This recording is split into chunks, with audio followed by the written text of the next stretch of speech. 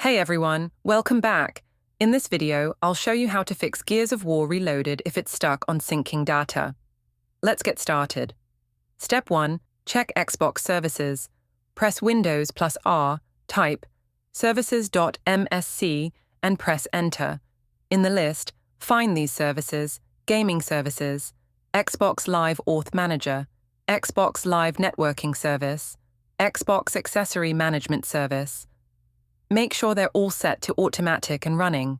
If any are stopped, right-click and select Start. Step 2. Reset the Xbox app and gaming services. Open Settings. Apps, Installed Apps. Find Xbox app. Click Advanced Options. Select Repair. If that doesn't help, click Reset. Do the same for gaming services. Step 3. Clear Xbox cache. Press Windows plus R. Type wsreset.exe and press Enter. A black window will appear for a few seconds, then close automatically. This clears the Microsoft Store and Xbox cache. Step 4. Check your internet and sign in. Make sure your internet connection is stable. Open the Xbox app, click your profile picture, and sign out.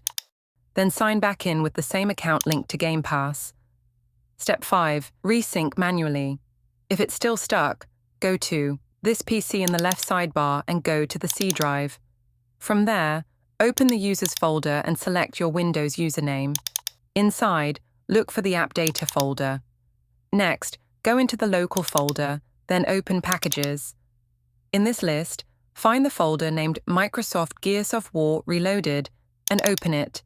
Now, delete the local cache folder.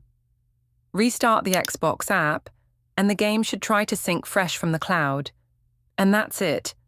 One of these steps should fix the syncing issue so you can get back to playing Gears of War Reloaded. If this video helped you out, don't forget to like, subscribe, and share for more PC Game Pass fixes. Thanks for watching.